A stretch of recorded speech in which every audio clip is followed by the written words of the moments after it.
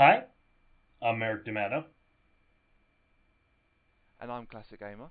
and this is yet untitled podcast, which we decided to do together because something occurred to me is we've done a lot of the same games. Yes, we have. Most recently, actually, and this is what gave me the idea for this is I had my Third Age Let's Play coming out, Oh God. and then you decided to also Let's Play the Third Age. Yeah. and we had kind of similar, also very different reactions to this game and different approaches to playing the game. So I decided to get both of our thoughts, both of our differing opinions and experiences on the game, and this should be coming out like the day after, 2 days after the final episode of your Let's Play, because mine finished a bit beforehand. Yeah, it's got a little bit of way to go for me yet. Well, it's a massive game. I think we can both agree that we are broken men after this game. As you stated on, I didn't state that on mine. I forgot, but I remember you saying it on yours. Yeah. It's just the way you were like, "Hi, Merrick," and I'm a broken man. It's so long. The game is so long. When will this end? So, to start off, shall we give the starts, basic premise of the game? Yes. So, the game is, I would say, a side-along story to the main cast of characters, with a bunch of characters that you think that you're going to like, but actually, at the end, it turns out that they're actually a bunch of nobodies. It's like watching... The thing is, notably, they're all rip-offs. Yeah. Because Barathor is just Boromir. Yeah. Or Faramir. More Boromir, because he's not a ranger. Because Faramir is he's one of the Ithilien Rangers as well. Yes, no, yes, definitely. Idriel is clearly Arwen. Yeah. Hadhot is Gimli. Yeah. Elagos is more Aragorn, I think, without the being the king bit, obviously. He's more Elagos. He's the other Duradin. Yeah, he's the Dunedain guy. He's more like... yeah. It's funny, because in the books, the Duradin are something else entirely. and then... Eoden is... he's kind of Eomer.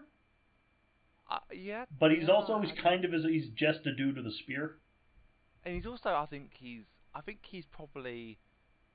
I'd say, maybe thinking about it properly and actually giving it some thought, he's probably the most original character you probably got. I'd say the most original character is Morwen. Because Morwen's she's not anybody. She's just herself. Yeah, but she's also like, Eowyn? Yeah, Eowyn, but probably not as badass. Badass is movie Eowyn, because game Eowyn's entirely another story. And then, last but not least... No, that's all of them. Is that all of them? Okay. Because briefly there was Andriel. And Dariel? That elf you meet in the Gabarohan. Who I thought was going to join the party. I can't remember that one. You hunt wargs with him? Yeah, you go hunting orcs. He has the grey tunic. It's an elf archer. Oh yes. Yeah, him. Well, he's a glorified Legolas. Yeah. He's more Legolas than the game's Legolas, but again, we'll get into that. Yes, but so you go through. The game starts off with you being attacked by the Nazgul. Don't worry, you're not expected to win this fight. No.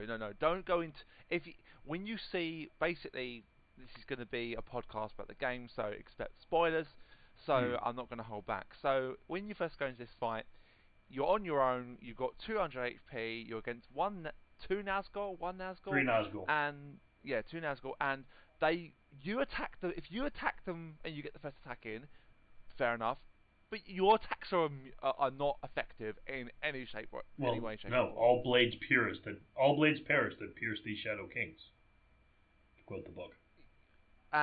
Yeah, I haven't. I need to listen to the book, but then you get basically knocked down in one hit. I was like, what? Is it over already? What's going to happen here? And then Adriel just appears out of nowhere and goes, "Let him be spared. What grace is given me, let it pass." What grace is given me? and then she uses one of her best first magic spells, Water Fury, which basically annihilates the Nazgul, and they basically bugger off and think, yeah, fuck this, we're not going to mess with this elf. We don't have time. We have work. There's a hobbit. He has a ring. We got to deal with that first. Yeah, yeah. We have to serve our Witch King and our Master Sauron first, and then she joins your party. So you go through the first wooded area, fairly straightforward area. It's not too difficult. Kill orcs. You pick up equipment. You pick up equipment. And there's no shops, there's no towns or anything. I thought they would be. And that's actually one of the things I quite liked about this one, even though I'm not really big onto, I don't like turn-based combat at all. But I did kind of like, in this game, all the armor you pick up, when you equip it, it does show up. Even, for...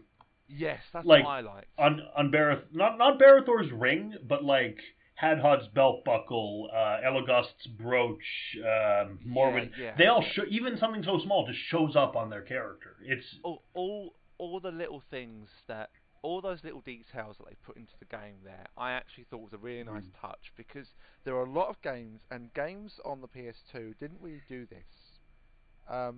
The other thing I'd say about the battle system, while we're on the subject, well, not really on the subject, but equipment and stuff, is this game steals its idea from Final Fantasy X, where you can swap out characters. Yeah, it's a Final Fantasy X. It's literally a glorified Final Fantasy X clone, but in Lord of the Rings style. Because Final Fantasy X was the last Final Fantasy to come out before this game, so it was the most recent one, so they ripped that one off. Yeah. The other thing that I liked about it was you have Ian McKellen reprising his role as Gandalf, doing actually in this game some very good and very surprisingly original lines that were not in the film or anything like that. He actually narrates the story. You have 109 and we unlocked all of them. I unlocked all of them. I had to go back and do some of them. Oh, I swear, between this game, the Two Towers game that does the same thing, and the Return of the King game, I think you can, with just the cutscenes from that, edit together the entire frickin' movie. Yeah, no, I don't. Excuse me, I don't disagree with that one. All of them being narrated by Ian McKellen. Well, I liked how they well, the Two Towers game, which is by EA, is narrated by Aragorn's character in the Two Towers. But this game I think that originalness was actually probably something that maybe, because I saw this game a lot and I had it in my launch box for a long time, and I saw the front cover being Gandalf and I think it was Legolas and Aragorn and Gimli, and the back of them was the Balrog, and I was like, oh, you get to play as all those characters. Actually, let me take a close look at the Third Age, at the cover, and see if I can work out who's there. I can get it up as well. No, that is Barathor. Barathor, Idriel. Okay, that is Gimli, and Gandalf standing in front of the Balrog. Yes, and that's it. No, that's Idriel. Yeah. Idriel, Barathor, and Oh, look at that on my cover on here on my cover that's gone large. The most exciting RPG since Final Fantasy. Really? Yes, I have seen that. I've made jokes about. My friends and I have made jokes about that. Yeah, and it's also by EA, which I didn't actually realise. Well, EA had the license. Yes. Well, I mean, they haven't done. I don't think all their games are bad. Well, no, not all their games are bad, but they did have the start. I mean, frankly, they did a better job of Lord of the Rings than Warner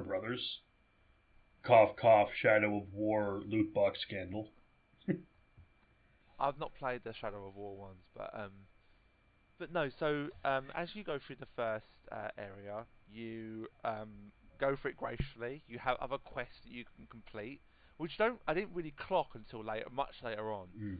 And then when you get through this first bit, you meet Egalas, the archer. Not Hadod just at that point, I don't think. Well, the order you get the people is you start with Barathor, then immediately Idriel. Once you get to the mountains, you get Elegost. Further on, basically just before Moria, you do get. Oh yeah, he's finding the dwarf, isn't he? Yeah, he's finding Hadod.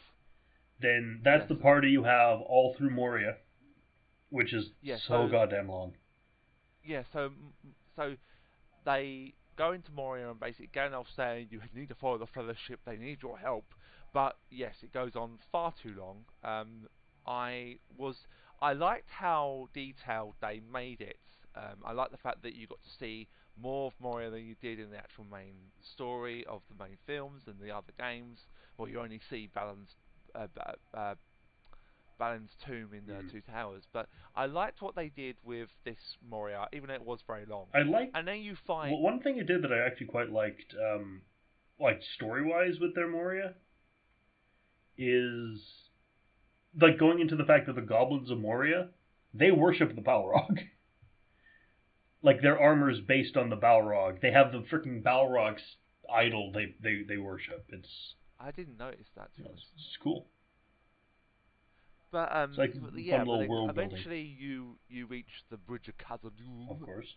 And you somehow not before fighting the Watcher in the water like 3 times. Yes, but when you reach after you fight the Watcher in the water, after it survives being shot in the face by a Legolas arrow and destroying the front entrance, which somehow you got into even though it was destroyed. I think we took because in the again to reference the books, he does mention we took the eastern because he didn't get through the melon door, as it were. He went through another gate, which like he didn't know the password immediately. He went through there are 2 gates. They came in. I don't know. Maybe they came in through another door. The plot's kind of one of the weak spots of this game. It gets really ridiculous as it goes on. I think it's not the strongest, but it's not terribly weak. But eventually you reach the Bridge of Khazad-dûm, and you somehow have caught up to the Fellowship in spectacular fashion after being miles behind them for probably quite a while. And then you see Gandalf fighting the Balrog, and then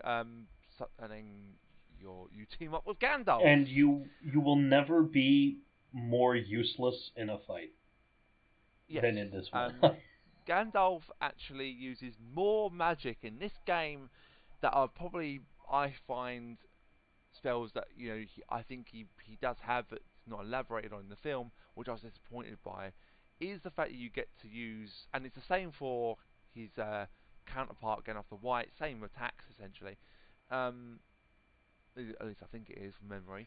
But same basic attack. It does the same thing, but it's called something else. Because as Gandalf the Grey, you do the lightning sword like he does in the movie.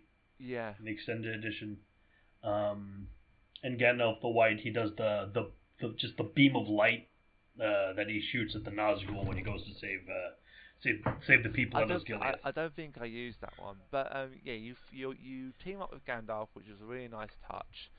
And then you are out of Moria into. I think we do need to comment on the Balrog fight, because as cool as it is, like you have the Balrog, he is like 40,000 HP, and he's very strong, and he's doing 5,000 damage. Gandalf's doing 3,000 damage, and then Barathor runs up, stabs the Balrog for 300 damage, and it's like, why am I here? I don't feel like I'm helping. The Balrog fight, I think I did it first time, and yeah, if you didn't have Gandalf, you would probably be there a long time and probably would die. Well, I think because for me, when I fought them, he and especially when there's a cool feature this game has called Evil Mode, where you unlock really cool gear to use in the main Yeah, game. I like the evil mode. I did like that.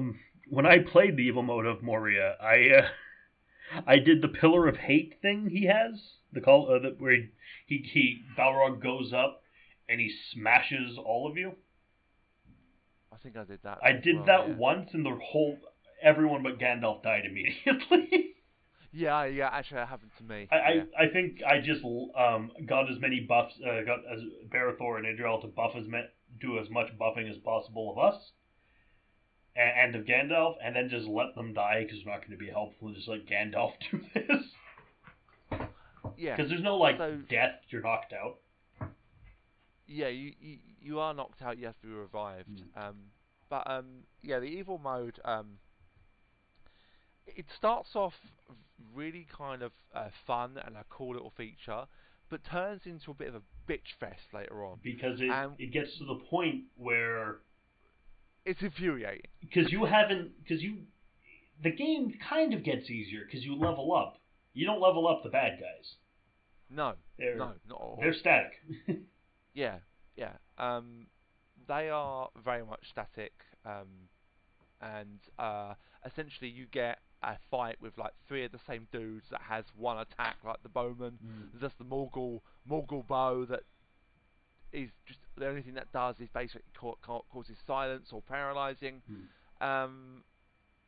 which means that Aldriel can't use her which is spells. good because she can wreck with her magic. Yeah. If you're against her, she can destroy your life within a few seconds. But once you get out of Moria, you're on the road to Rivendell.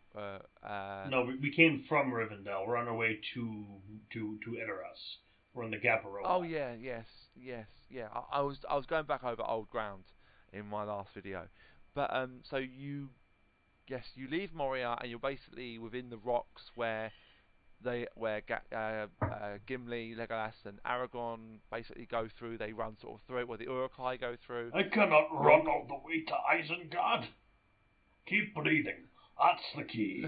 Ooh. Come on, Gimli. We are down on them. We're dwarves are natural sprinters. Very dangerous across short distances.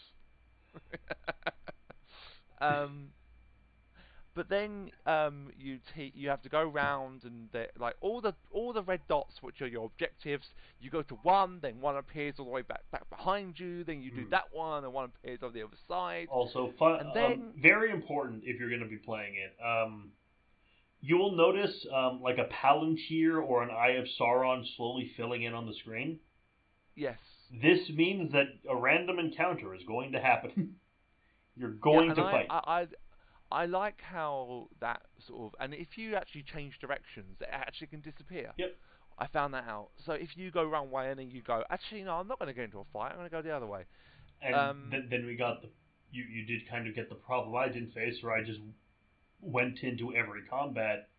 You skipped certain fights and did not level sufficiently for a certain boss. No.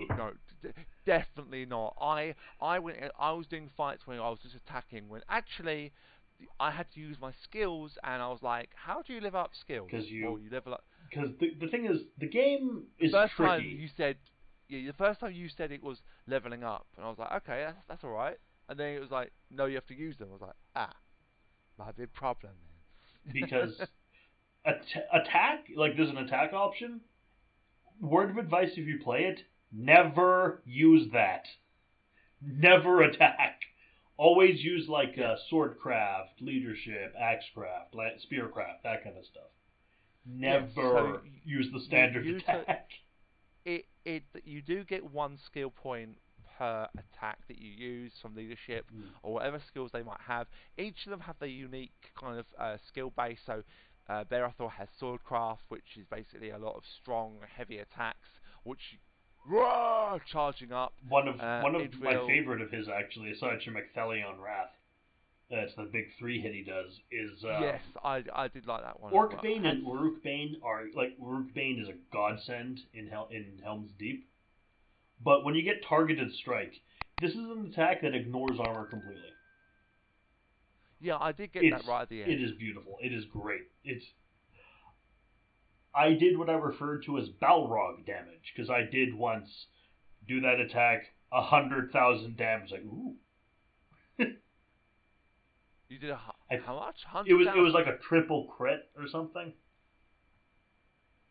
Wow. Yeah, I mean you do break the damage barrier in this game, but then once you get through the rocks and sort of navigate yourself through, while trying to also achieve as many epic scenes as you can, you eventually get through to Rohan. You then meet Morwen. Elmer. You meet you meet Elmer. You meet Morwen in a village that you save.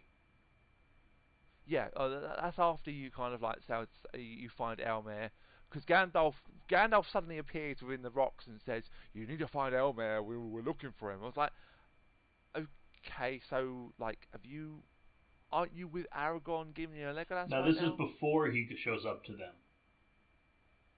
So they're in Fangorn Forest, obviously now. Yeah, they're in Fangorn. It's hard to follow the plot of this.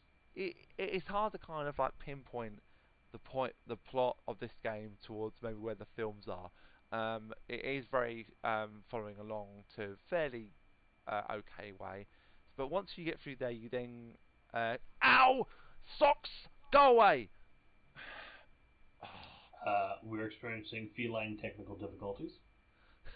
Yes, you know when they jump up and they paw you to like kind of get your attention. Yes. She did that on my side, and it was like, I knew she. Yeah, Ooh. It wasn't a nasty claw, but she knows that I'm angry because she's just run away. One thing about the game, with the way I was playing it, how much I leveled up. There was a bit during the game where I did not actually need to use healing items or AP restore items on the characters I was using, because almost every single fight would level me up. Yeah. So I'm not. Why drink a healing potion when I can just level up and all my health comes back? The other thing as well, if you go out and fight and your characters have been KO'd, they come back to life with 1 hit point. If you save your game, it heals your characters. We had so many items by the end of our respective playthroughs. Well, I had very little elf medicine. True. I had like 2 left at the end. Yeah, I was getting rather worried about that situation. I didn't have quite as many dead characters as you did. Oh, I finished the game with everyone alive. Like the final attack I'll get to this properly, but the final attack was Barathor, and yeah, he pretty much owned the final boss in a bit. The final boss is. Yeah, the final boss needs to be experienced to comprehend. Yes. But yeah, we're going through. We get to a village, save that village, meet Morwen, go to Edoras. After everyone's left, everyone's buggered off. No one's left in Edoras. And suddenly Grima Wormtongue is there. Of all the boss. Where did you come from? Are you sent back from? Did you escape to bloody Isengard, like in disgrace of being almost killed by the king, and Aragorn showed you mercy, and all you did was spit on his hand? I mean, suddenly you're back, and Brad Dourif, fricking Chucky himself. I was not expecting him to be a boss fight. I didn't know he was Chucky. Yeah, Brad Dourif? Yeah, he's Chucky. Well, he's not the voice, is he? Or is he the voice? He's the voice of Chucky. Well, not the new one's Mark Hamill in the one they did, but yeah. I haven't seen the new one yet. Alright, neither have I. Child's Play is not really for me. I find it hard to be scared of Chucky because I can like punt him across an apartment. Yeah. I think also if you also like crush him in the second film, he gets put into like a toy, like they go to the Happy Doll factory, and there's this machine that basically puts the arms and legs on the film. So he gets on one of those like the carts that they sit on, like those trays that they're attached to. He gets stapled to that. He goes up into the machine. The girl swears at him with his middle finger, and then you just see the thing swinging arms. You just hear him go, no, and then he comes out as a boiled up mess, and then he has hot wax poured on Yeah, him, Chucky's... and then he gets his head blown up. I've never been intimidated. Like, this is the thing about the killer doll Chucky. In the first 3 films, he notably fails to kill a child. Yeah. He's not threatening. He's Jason Voorhees. He is not. Yes, but yeah, you fight Wormtongue, and he's surprisingly tough because he's more like mind stuff and like debuffs and he does sleep. have this annoying attack with a stupid little knife that he has. He's like, yeah, and he's surrounded by these 2 orcs or the Urukai, same thing. The Urukai, yeah. He's surprisingly tough. I struggled. I think you owned him pretty easily, but then first I used, because Mormon has the ability to steal from people. So I used steal on him and got a pair of really good axes. I didn't steal off him. I didn't utilize that. You get a pair of gold mortising axe. They're really good for a bit. Yeah. While we're on the subject of going back to the equipment side, so like some of the swords that you get for Verathor, they start off quite bad in the sense that they gave like 10 damage, 12 damage, 17 damage, and then suddenly they go, when you get the good ones later on, they go from like saying like 65 damage to 105 damage. Are these his weapons or the elf stones? Yes. Because I know there's also a feature in this game, you got the elf stones. I didn't use them really. Oh, no, you should have. You would have had a much easier time if you were using the elf stones. I did attach some, but I didn't really pay attention to it. I kind of wanted to just get the equipment side of it done as quickly as I could. We'll get into like least favorite characters after. So you say Veteras, then obviously your next step is Helm's Deep. Yes. And you fight side by side with Legolas, except he can't use his bow for some reason. Yes. Gimli. Oh my! We don't talk about the Gimli bit. Oh my lord. But yeah, so you're on the wall first of all, and there's like the ladders. And you break the ladders. It's easy. Yes, but you can't attack the ladders until you get rid of the orc standing in front of that ladder. True. And when you finally get through that fight, and on the opposite side of that, when you do evil mode, those characters do crazy damage against you. Yep. I think I had 4 people. Legolas immediately used his Logom Realm or whatever it was attack, got rid of like one of my characters, and then got rid of a ladder in 2 hits. Yeah, it's rough. Morin actually is also a bitch in that. And then you get down to the breach wall, and oh my god, they never end. They just keep coming and they don't stop coming. Yeah, and until you realise that once you get rid of a certain number, no more of that type will come in. But the worst Urukai for me is that one with a spear that goes. Obviously, if you're ever playing this and you see an enemy with a spear or with a banner, kill them immediately. Yes. Because they have heals, they have buffs, and worst of all, the orc with the spear has an ability called Morgul Mirror, where all your damage is reflected back at you. You do still do damage. You do still do damage, but I remember I forgot and attacked as Barathor, and I did basically my entire health bar as damage. Yeah. Very annoying, very frustrating. So kill them first. Or stun them, whatever you can. Yes. Do whatever you can to get rid of them first.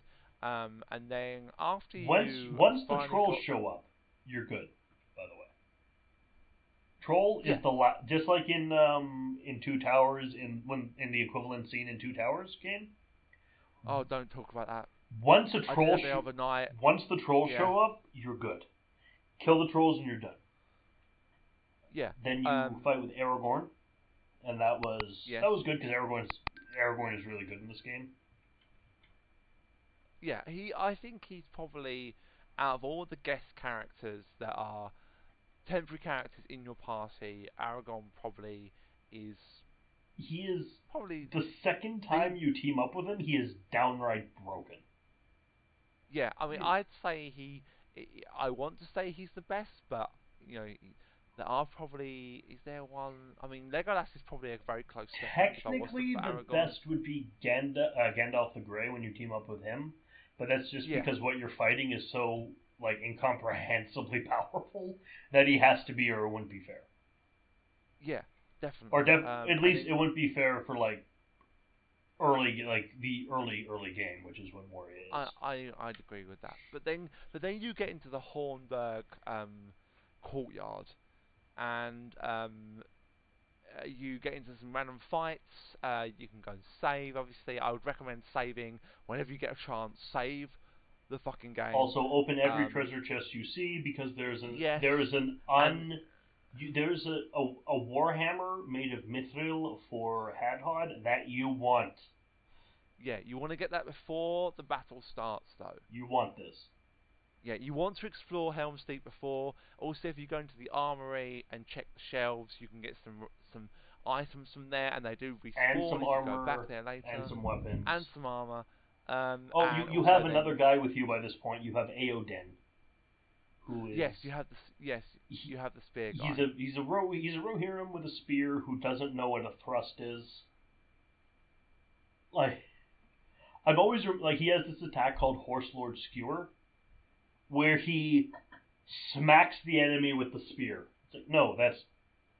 Do you not know how to use a spear? I also found that when I had him in my party, he never got a turn.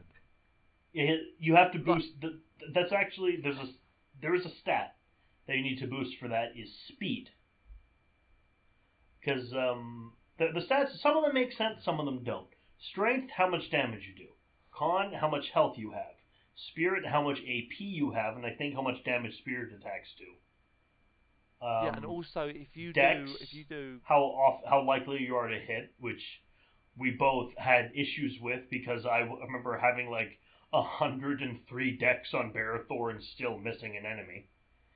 Yes, and we'll get to that certain thing. And then speed is how it's like initiative in D&D. Yes, it's like how soon your turns happen and how many you get. And then strength also increases your health as well. I thought that was Constitution increased that. It is, but also if you increase your health, it does increase your strength does increase your health a little bit. Oh, cool. Not by a lot, but if you do get, I did notice a little bit of an increase. And then once you beat Helm's Deep, you get some good gear. Go through it again on evil mode and swear at how much weaker your Uruk-hai are than the game's Uruk-hai. Yeah. I mean, considering the fact that there are 10,000 outside that wall and there's only 700 inside the wall, like I would expect the enemies to be far more outmatching, but no.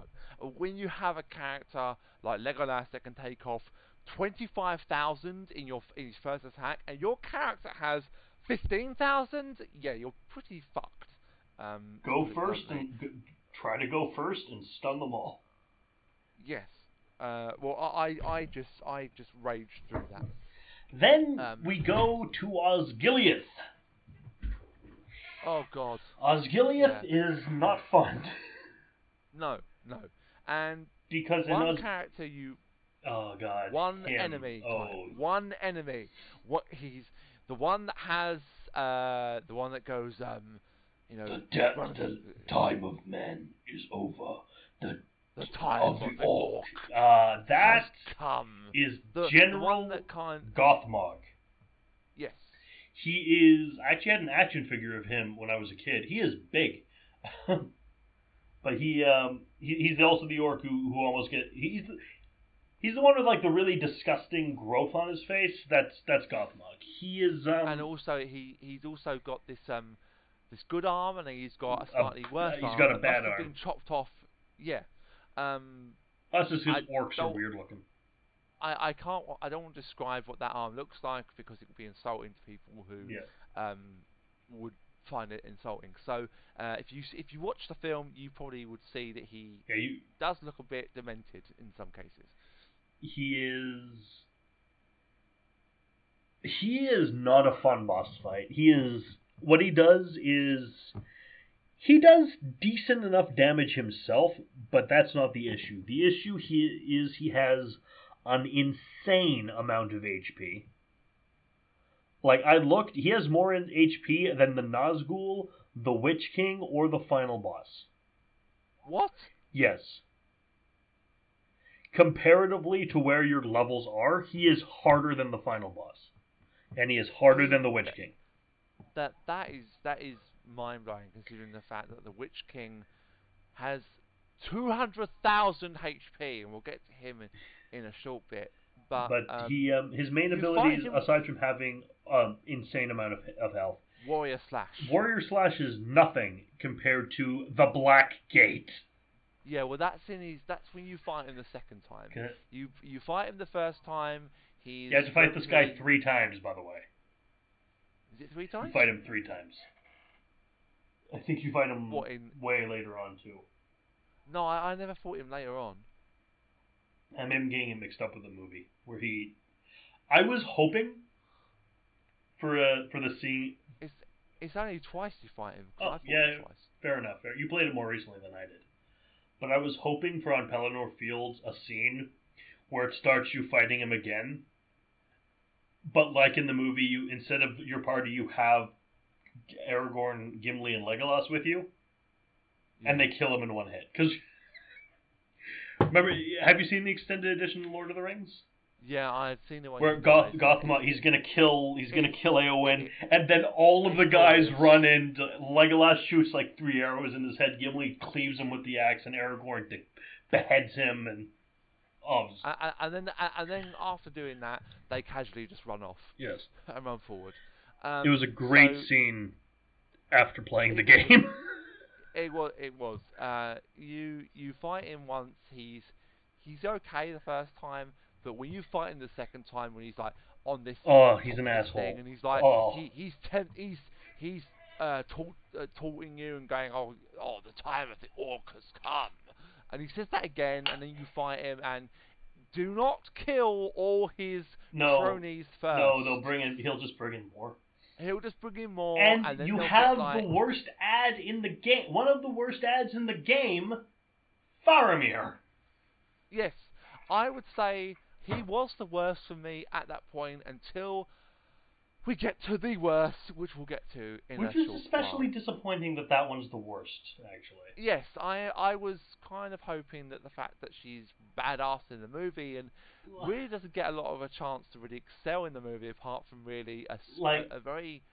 Faramir's... He has like a volley attack, which is decent. He has a buff attack for the party, which is decent. And then his other attack is just... His other attack is called... I think it's called Faramir's Quality. Where he will take the hit for anyone else.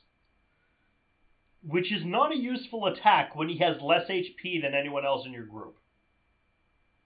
Yeah, and the other thing he also does is he'll do like a counter attack where that's what it is. That right, it's a counter attack.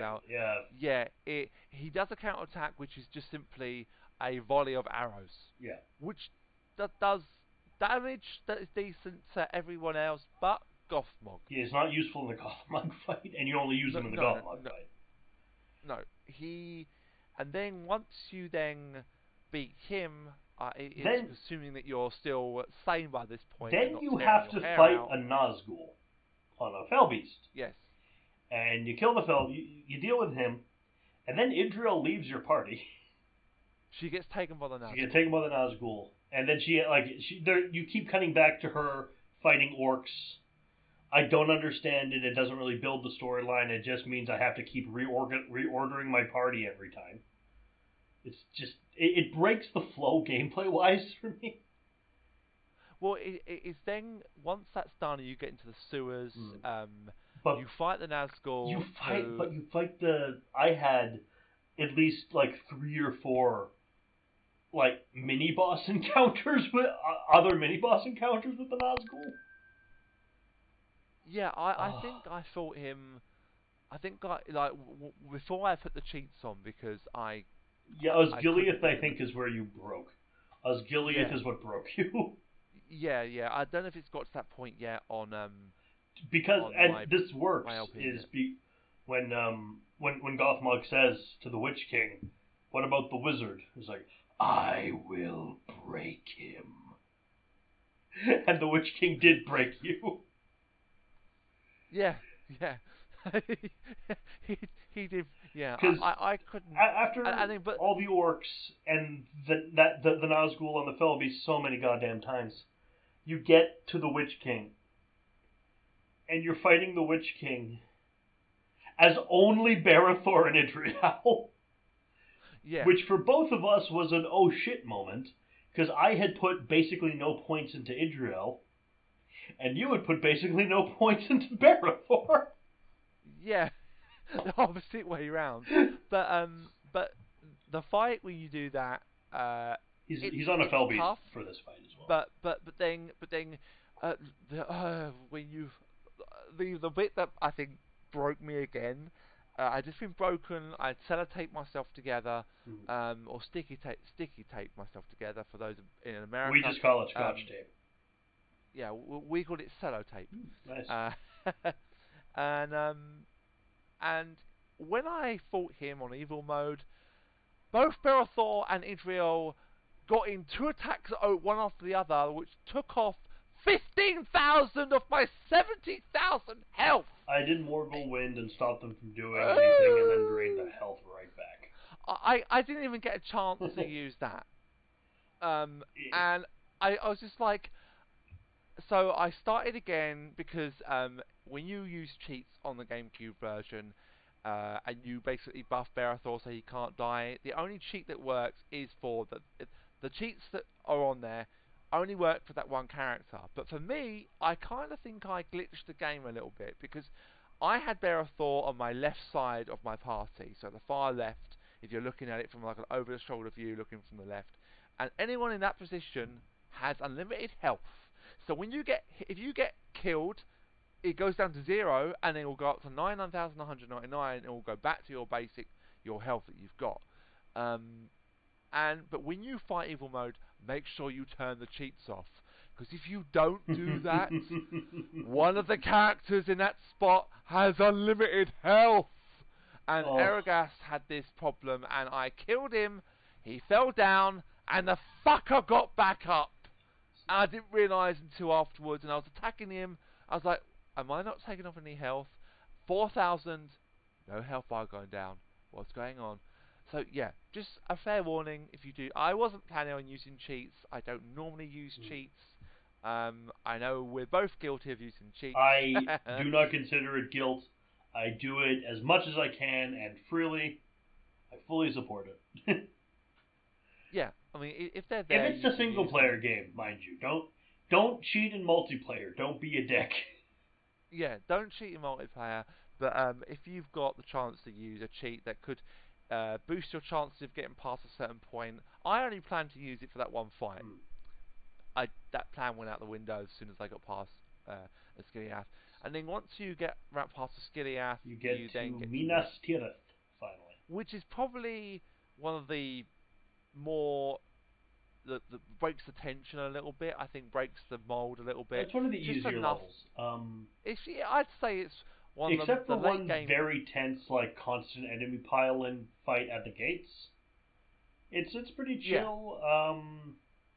That has the same kind of concept as it did at Helm's Deep. They keep coming in. But you find a lot of good gear here.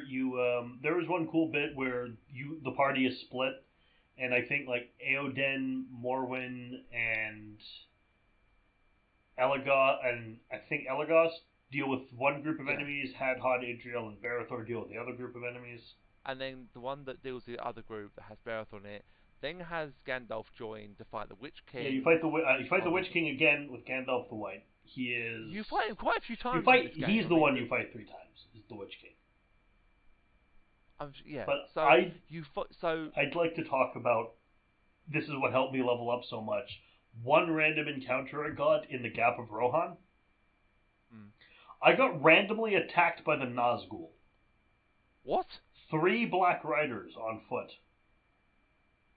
Oh. And oh my god, I somehow beat them.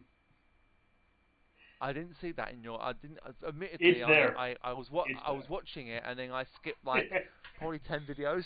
Yeah, it's there in the Gaparohan. We fight the Nazgul, and because I did something that, according to the lore of Tolkien, is actually impossible to beat the Nazgul. My characters leveled up like 3-5 times each. Wow. Yeah, it was great. Got some good gear too. Yeah, that's not a bad little thing that can happen. So I swear, like when I first played it, because this was not my first playthrough of the game. When I got the Nazgul random encounter, I was like, nope, and I reset the game because I did not think it was a winnable fight. Because why would you? No, you wouldn't. Yeah, and once you then fight with Gandalf the White, you then get onto the battlefield outside Perilor Plains. But first you have you go and you save the Banner of Minas Tirith, the Valor of Elendil, yes. from you're in the fucking Easterlings. Oh my god. Yeah, you're in the throne room, and then there's one guy on the throne that's standing on there. You fight him, and then afterwards you basically hit him. You throw a sword at the fucker, and he just falls off and dies. Yeah. So that was rather interesting. And then you get on the outside, and I was quite confused by the fact that I was wandering through no random fights, got lost a few times, went back on myself, and then you fight one enemy that you was really quite annoyed with, because you fight one of the big elephants. Oh my god. And the first attack, you had completely no reaction when you missed the second time, and then the second time, as Hadod, you were like, how do you miss an elephant? And it's just I have talked about this, and I gave a possible solution to this problem of, like, I know it's a it's a point-and-click adventure game. It's turn-based combat. This is how the stats work. I understand that. But it's an elephant. Maybe have it, instead of having me miss the elephant, have it have like a ridiculous amount of armor, a ridiculous amount of health. Like, you always hit, but your damage is always halved or something. That would be fair. That would make sense. I'd be fine with that. But the fact that we missed the elephant so many times. And then you miss it again with Verathor. And you're like, and instead of just doing, how did you miss an elephant? You're like, and somehow you missed the giant elephant. And it was just like, you had lost the will to live. So I beat the elephant. We beat the elephant, okay. And then there's 2 elephants! Oh, yeah, you then hate the fight elephant. 2 of them and they didn't use Stomp on me. He did for you, but the second time I fought the elephant, you fight 1 more elephant and then you fight 2, and the worst attack that thing has is that fucking tusk sweep that doesn't drain much health but does 5,000 AP. Yeah, that's why I kept. Once I learned about, that stuns us and you just wail on us and then we die attack, that is the stomp. I realized that Elagast has an attack called Crippling Strike that keeps him from doing melee. So I just keep crippling them and melee paralyzing them because I was not going to deal with that again. Yes. And then you get onto the one fight that I had to abandon because it just broke me for a third time. Also, all the way through, you're running into orcs, you're running into Easterlings. Easterlings go on so long. The thing that pissed me off about the Pelennor Fields was it did feel like a legit battle, because it keeps, instead of having one area like almost every other place in the game, it's several small areas, but in a big open space, and you will never have a clear idea where you're going.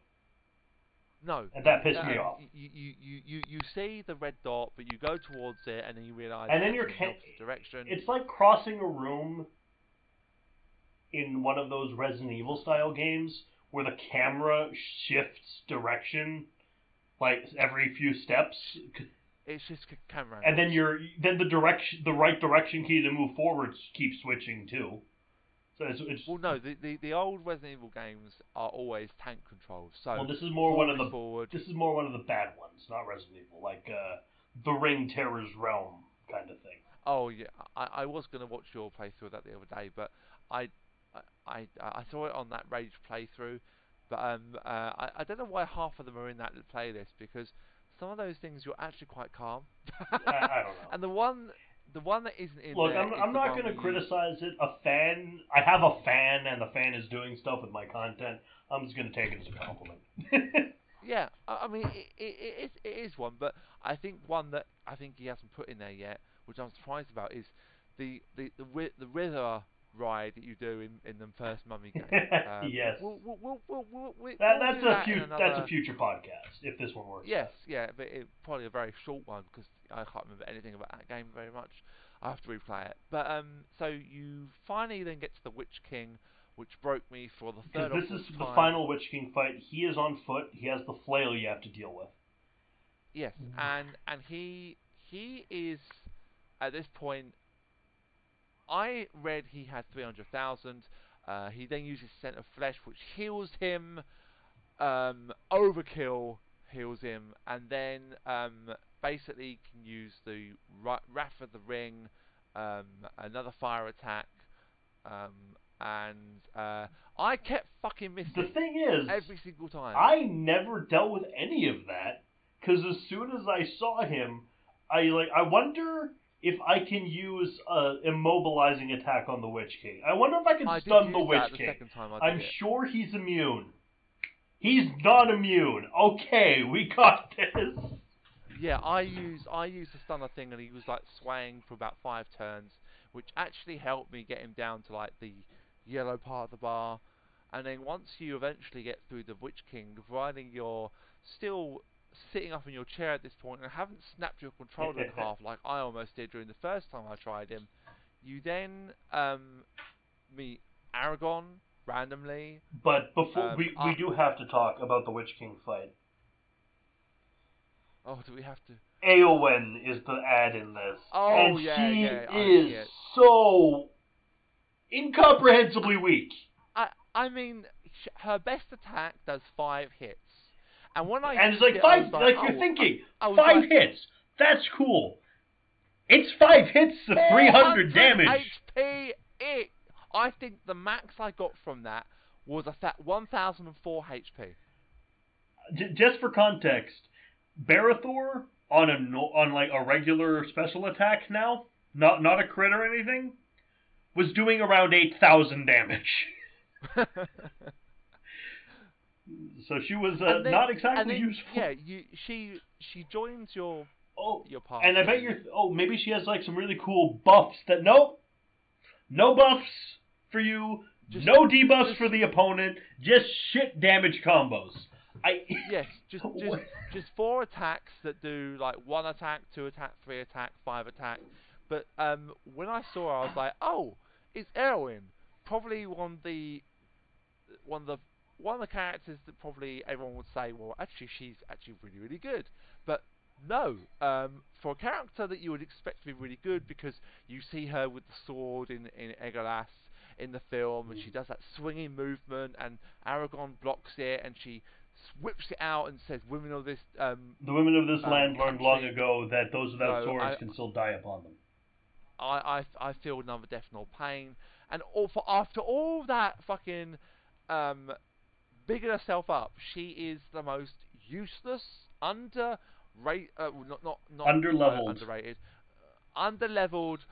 pieces of shit. And this is nothing against female characters in RPGs at all. I mean, but she's just. I mean, even Morrowind makes her look. She makes Morrowind look like the best character in the game.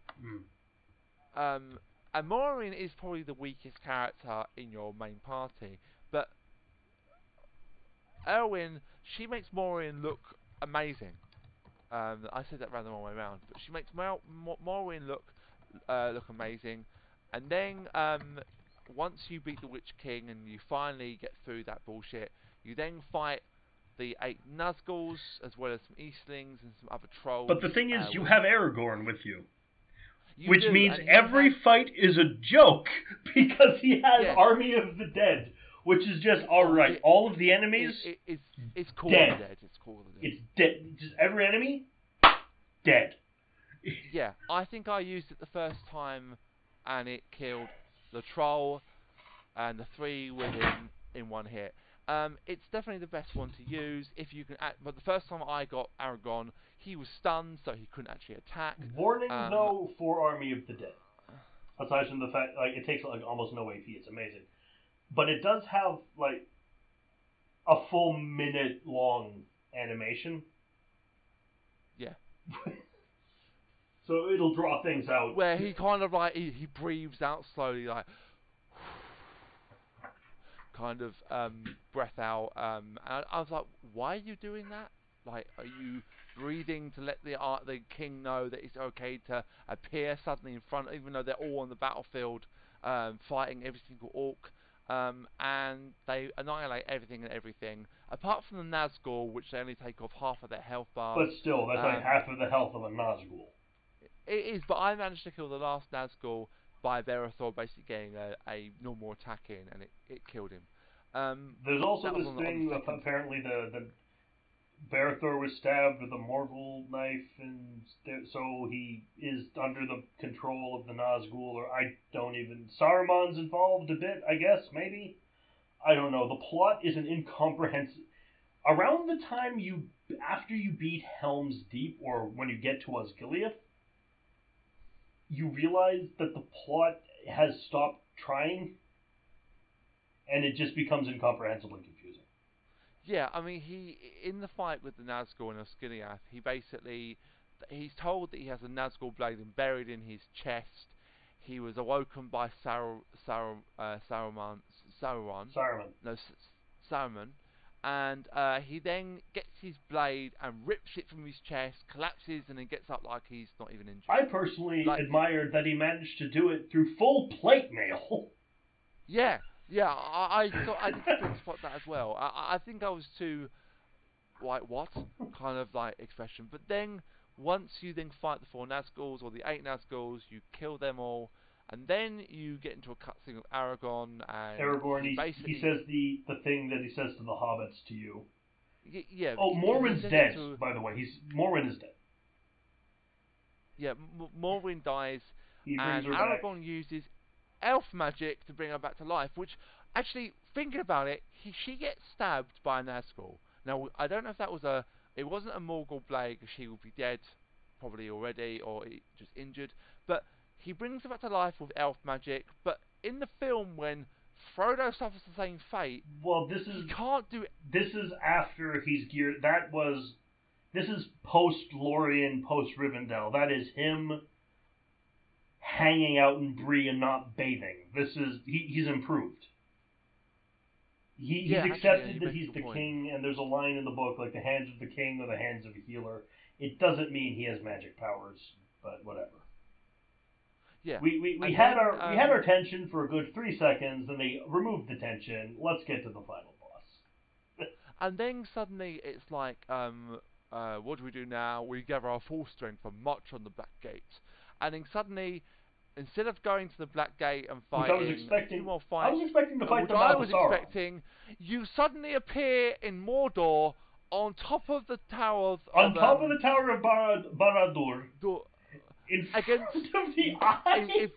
In front of the eye of Sauron, not maybe a ghost form of Sauron, the eye of Sauron, which has 200,000 HP. Now, I have nothing against fighting Sauron in the game, but maybe like a secret unlockable boss, which is like legit Sauron from the prologue, that I'd be fine with. Yeah. But this is just dumb. Like it was like they ran out of ideas of what to do. I thought of a good prologue version. What? your party is you don't have your characters anymore. It's Sauron, and the characters against him are Isildur with Barethor's moveset, Elrond with Idril's moveset, and Gil-galad with Eowyn's moveset. Gil-galad. He is Gil-galad. He is the He's really more from the books. He's a bit in the movie. He's the leader of the Elven army. He's the king of the elves at that time with the shield. Oh! You mean the one that comes to Helm's Deep? No, that's Haldir. He would not. He's Gil-galad is the. He's the one in the Woodland Realm, isn't he? That no, is with. No, he's only in the battle at the beginning of Fellowship. He's the one standing beside Elrond with the crown. I've never spotted him in the film. I only really know him because A, from the books, and B, because when I was a kid, I had an action figure of him, and it was really cool. He's elf with a spear, basically. Okay. Just have these three fighting Sauron would be a fine unlockable boss. Yeah, but no, this I would. So stupid. Yeah, I mean, I've seen. There have been games that I've played, like for example, Final Fantasy IX, and spoilers. I know you're not likely to play Final Fantasy IX, but I will say though, I found an equivalent because you mentioned Final Fantasy X, and I do know a bit about that game. Sauron the Eye of Sauron as a final boss fight is on the same level as that Yevon tick at the end of 10. See, I've not beaten 10. It's not worth it. It's just not. Yeah, worth it. But it reminds me of like the 9. But Barethor final boss is the star player of the Xanarkand Apes. Yeah, but I don't know about that one. Just so I briefly mentioning it, on 9 you basically have a similar situation to this where. I would say if you thought like a Ghost of Sauron, it would have been good, or even maybe the Mouth of Sauron as the final boss outside the Black Gate, because then you could then watch the tower blow up when Frodo destroys the ring, or even maybe if you maybe how Gollum somehow survives the fire inside the mountain, and then you fight Gollum. I'm sorry. It was ridiculous enough in the Return of the King game to have Frodo and Sam fight Gollum as the final boss. Can you imagine freaking Barethor, Idril, and Hadhod fighting? All it takes is one good swing of Hadhod's hammer, and Gollum is so much paste. He's so much. Well, in a reality one like swing, film, that would happen. And he's a fish paste sandwich. Yes, but in 9, you basically fight a guy called Kuja. Okay. Who is basically trance at this point. So trance is like perfect mode in this game. Perfect mode is a glorified limit break. Yeah. But anyone can use it. The best one is summoning Gwahir in all his Deus Ex Machina glory. I got the Bando one at the end. Yeah, that was but not as in cool 9, as you basically fight Trance Kuja. So he's trance. You fight him. You beat him, and then suddenly you fight a guy called Necron, who apparently is the one controlling everything to do with the whole entire game. He has about 70,000 HP, and you can beat him very easily. Not a boss to finish off, and the game reminds me of that. But no, overall. What would you say is probably a high? What's your highlight from the game? Highlight from the game is I have a few. Sebastian. Sorry, Sebastian just knocked everything off my desk. Sorry about that. That's all right. Are you okay, buddy? Okay, you're fine. Highlight is there's a scene in Moria where I had an orc attack me. For a critical hit, and he did 0 damage. That's up there. Okay, a highlight. The Balrog fight, obviously. Balrog fight is legit. For me, a highlight probably, I'd say, well, one good thing I love about it, it's not really a highlight, but one thing that I think, one good point I would say, is the fact that I like how individual armor appears on Yeah, your that was character and very you can cool. visually see it. That's a really nice touch. A highlight for me is probably the Balrog fight is up there, definitely. Probably I don't think there is really a highlight, but a low point. I think the lowest point is probably Gothmog. He beats the Witch King by an absolute mile, Mm. and then the Helm's Deep Evil mode is another low point. Unfortunately, this game I went into it with the fact that I always saw it, I didn't hear very good things about it. I was like, oh, well, I don't like the sound of that. I'm a bit scared of going into it with what I might find. I like the fact that you had the overworld. Um, I thought it started off well. It sort of rose in the middle and then fell flat towards the end. Mm. It could have been done a bit better in terms of how they did the final boss. The Witch King was a absolute bitch. Gothmog, it surprisingly beats the Witch King. But then, what would you say your favourite character was? Kind of a toss up between. Even though I used Barathor the most, he was so freaking bland. He, he is just like plain toast as a character. So I think I liked Hadhod a lot, especially once you can get him a hammer, so you can pretend he's not just a Gimli ripoff. Yeah, Hadhod I quite I'd say liked. Morwen I quite liked. Elagast had the closest approximation of a personality. yeah. He was obviously another kind of like the same kind of race as Aragon. Yeah, Dunedain. Um, Duodyne, yes. My favourite character, I'd say Barathor is very good. Hadod is really I like. He's when you get his cleaving wound attack, that is a gem on top of a gold pile of solid gold. It's just like an added diamond on there. Um, that does a lot of good damage. All attacks that do damage over time do are good to use, and I'd recommend using them. Um, it's just overall, I think I would say the game probably. I wouldn't say it's not the worst game I played.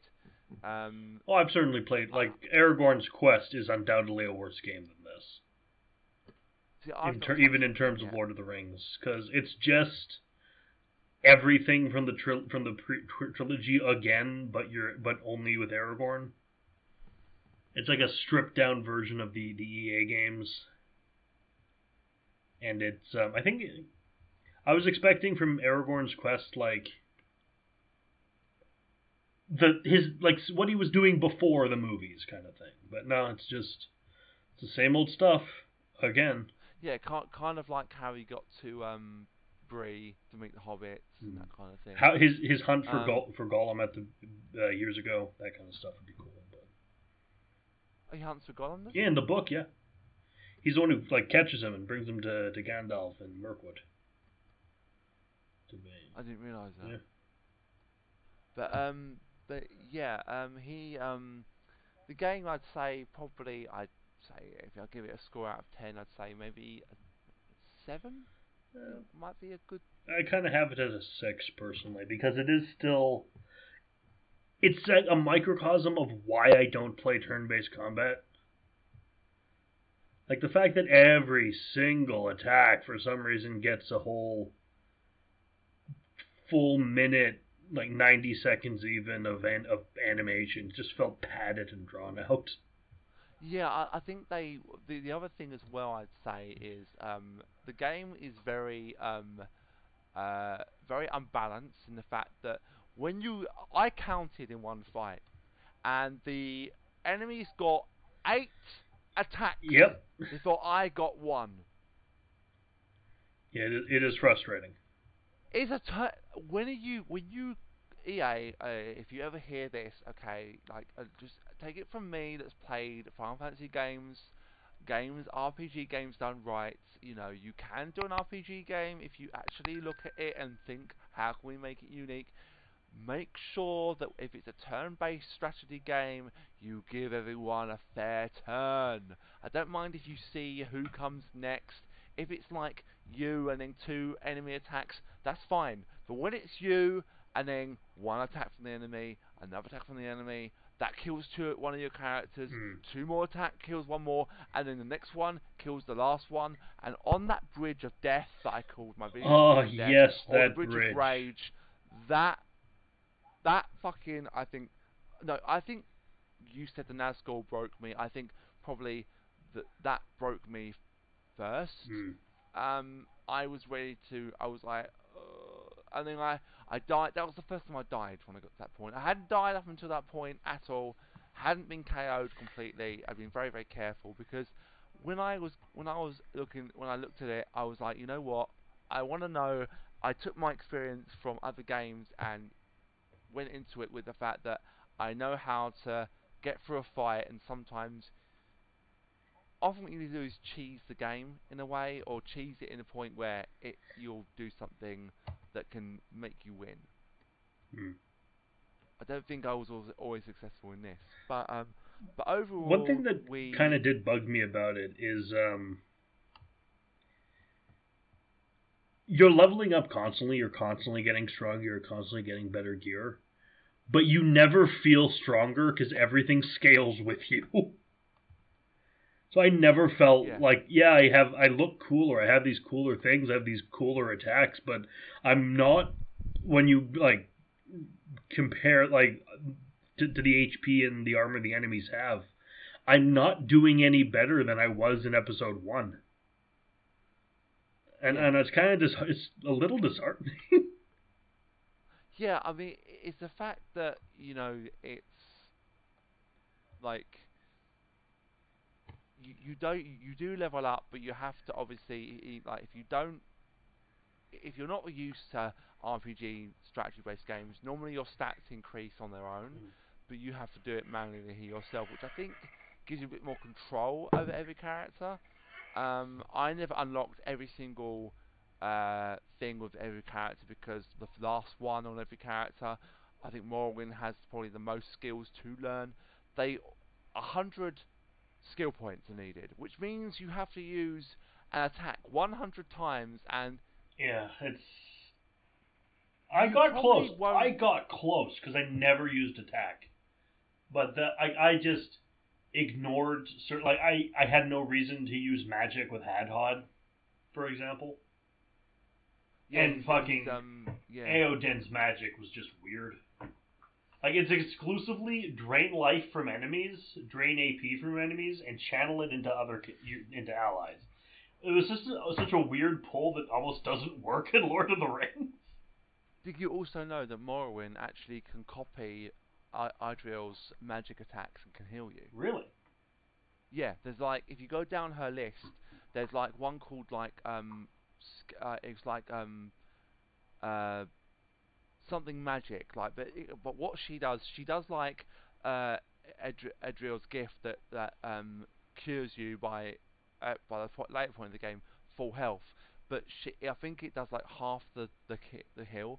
So she does kind of copy her moves. It's kind of like a copycat kind of thing, but unless you knew it was there, which I found that out in the last few videos of my LP. But no, I'd say try the game if you want something different. I can't warning if you're gonna try the game though. This is a 40-hour-long video game that needs to be understood going in. Unless you're recording, like doing it specific, like we were as a Let's Play, it is perfectly likely that you will just get fed up and stop playing at a certain point. Well, I would say that if you go into the game and you're used to Final Fantasy, you're used to a long, drawn-out campaign, like Final Fantasy VIII, for example, I played that game for 100 hours, right? And when I hit 100 hours, the clock reset and went red. What's that mean? I overhit Final Fantasy VIII. Oh yeah, but what's the clock turning red mean? I have no idea. Oh, okay. I never knew it really was there. I mean, I've played like those games for like Final Fantasy, like leveling up is essential. Like Final Fantasy 9, 7, 8, 6. In this game, you can go up more than one level. After some fights, you can go up like 2 or 3 levels at once. All your characters level up after every battle, so not just the 3 in your party, which is also a nice touch. That's very unusual in a game like this. But yeah, summarising, it's a good game to go into. If you go into it expecting it's going to be great, then you're going to be disappointed. And if you just want a Lord of the Rings game, play Return of the King. Don't play this. If you just want the Lord of the Rings experience, Return of the King and Two Towers. That's what you want to play. Play Return of the King. It's probably much more fun. It's co-op. Yeah, it's really, really cool. You have Gandalf, Merry, Pippin, Frodo, Sam, Aragorn, Faramir, Legolas, and Gimli, all with their own unique move. Okay, I say all with their own unique move sets, but all the Hobbits share a move set, so it's not necessarily true. Yes, so in Return of the King, you basically can unlock moves that all the Fellowship can use. Mainly at the start, that character, like Gandalf, Sam, and Aragorn. one of the other 3. Yeah, Aragorn. But that'll be its own podcast one day. That's its own thing. Yes. The next kind of podcast we're looking at doing is the Splinter Cell games, which I know you've played. Either the Splinter Cell games or possibly the Punisher is another possibility. Yes, maybe some Marvel games like Punisher. Because I know we both played Spider-Man. We both played the Punisher. So yeah, I might have to go through Spider-Man again. Like Spider-Man 1. I can't get Spider-Man 2 to work on the PS2. I have been Merrick D'Amato. I think we've talked about this game enough. Yes. But like I've been Merrick D'Amato. You've been. And I've been Classic Gamer. And this should probably be up again when Classix Let's Play of Third Age is done. Yep. It'll be on both of our channels. So if you're finding this on my channel, please go check out Classix Gamer at his YouTube channel, Classix Gamer. There's going to be a link to the description below of this video. There's going to be a link to his channel. And there'll also be a link to your channel in my description. That would be Narwhal Entertainment. Yes, providing I remember to put it in, and don't forget. I will remind you. Yes, do remind me. Also check out over on Twitch as well. I'm over on Twitch as well from my side. Link in the description of mine as well. Probably link in both. Is the Twitch one? Yes. That's classic_gamer987. Or just click the link. It's much easier. Yeah, or just click the link. It's much easier, of course. And also, please subscribe as well. We're both over 500 subs. We're both incredibly proud of that achievement. It was a long time. Yeah. We were looking. Mine was about 8 years. I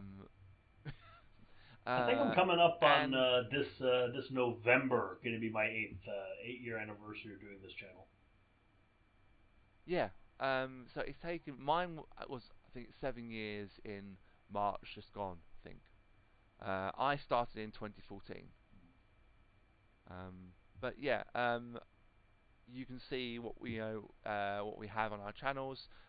At the moment, I've got obviously this game coming up. Then after this, I've got most likely the Fellowship first, then Two Towers, then Lord of the Rings, then Return of the King, and maybe another game after that of Lord of the Rings Nature, which will be going up to when the new TV series is released in September. I might have a recommendation for you off camera for what another one should be.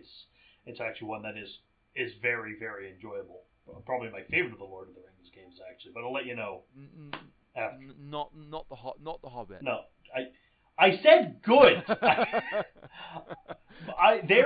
There are hours and hours of footage of both me and my friend Matthew lamenting how much we despise the Hobbit game. Yeah, I saw. I I started watching the first few minutes of The Hobbit, and just like the dread in both your voice was just like, oh no, like I almost died during that one because in one of a few of the episodes, my voice is completely gone. Yeah, I think there are quite a few games that have, the exception of this game, which, it's bad enough being, when you're broken, this is experience from two LPers' point of views to you guys watching or listening to this podcast. When you are broken in the middle of an LP by a game, and you know you have to finish that game by doing probably 10 more videos, you start to lose your will to live, and, you want to either snap the controller, which I wanted to do, or do something else. And there's also the element of, I don't want to be doing this bit right now. I want to stop doing this bit right now. Yeah. But I know that if I leave now, like either I save state in the middle of it and I can pick up from there, or if you don't have save states, I gotta start this all over from the beginning. Or just, even if you come back in the middle of it, if I know that this is what I'm going to be coming back to, I will not come back to this game. I have had bits like that. Yes. Like, so have I. I've had games where I've had to force myself to get through the game. I think one of the game I played had this like really bad like escort or chase mission. I was like, if I leave with this not finished, I will not come back to this game. And so you just remind yourself of that and keep going. I think I had moments like that in God of War, actually, with some of the fucking balance beams in that. Some of the platforming. I haven't played the God of War games. They're fun, but bear in mind they're a product of their time, so they are like quaint in how edgy they are. Yeah. I mean, there are games that we've both played that I've seen you play and I've tried, and you've seen me play and you've probably tried. I think I don't know if you were planning Splinter Cell for a while, but I think I was planning Splinter Cell for a while because it's just fun. That's the game I actually have coming out right now is the first Splinter Cell. Yeah, I have been watching your thing of that, and I know you don't do stealth games, but like I said to you the other day when we were talking off mic or off camera, you're not doing badly. I mean, I've seen worse people do stealth. And as I've said, like DSP, for example, like Darkside Phil. Okay, we don't watch him play. We don't talk about Darkside Phil. Yeah, well, it's just that when I said to you that I've seen people do worse, he can't even do Metal Gear Solid in a way that is actually anywhere near stealth. Like, if he gets, like, he got blown up by his own claymore during the Vulcan Raven fight in the first game, and he took it upon himself to also insult Hideo Kojima, who is my idol in terms of gaming. He is a god, in my opinion. I've met him, I've shook the man's hand, I respect him so much. I think he is... he's done a right fuck you to Konami by starting his own production company or making his own production company independent. But Death Stranding could have been better. But it's his first attempt at a game that's not Metal Gear. So I think he's tried. It didn't probably go the way he wanted it to, but he wanted it to be the next Silent Hill game. Is what he wanted it to be. Yeah, well, he got given the keys. And then Konami basically said, "No, we're taking the keys away from you." And then to quote James Stephanie Sterling, #fuckonami. Yeah, and also, Jim Sterling. I love Jim Sterling. And then I love his fuck Konami news. I find that hilarious. And then I think they're going by Steph now. Yeah, he is. But he. Basically took the actor that was going to play the main character in the new Silent Hill remake or reboot and promptly stole him from Konami and took him across to his own game. That is Norman Reedus, and we should probably get wrapping up this podcast now. Yes. But he's actually quite excited about Norman Reedus. He's Daryl Dixon, The Walking Dead. Because my favorite superhero of all time, Ghost Rider, has confirmed casting for an upcoming movie, Norman Reedus as Johnny Blaze. And I'm quite happy about that. Thank God it's not Nicolas Cage. Not Nicolas Cage again. Whew. Yeah. So check out my channel if you're here on Classix channel. Check Classix channel out if you're here on my channel. And game on. Yes, and thank you for listening and watching and enduring this hour and a half that we've been talking for. Oof, So, yeah. thank you very much, guys. We both appreciate on behalf of myself and Merrick. Thank you for all the support you've given both our We've channels. been meaning to do something like this for a freaking we year. have been we have also been meaning to do an LP together, and this. It's just we both live on opposite sides of the world, so getting the time and the right time is quite difficult. But hey, worked it out, and hopefully we'll do more of these with whatever we do next. So yes, so see you in the next one. See you in the next one. And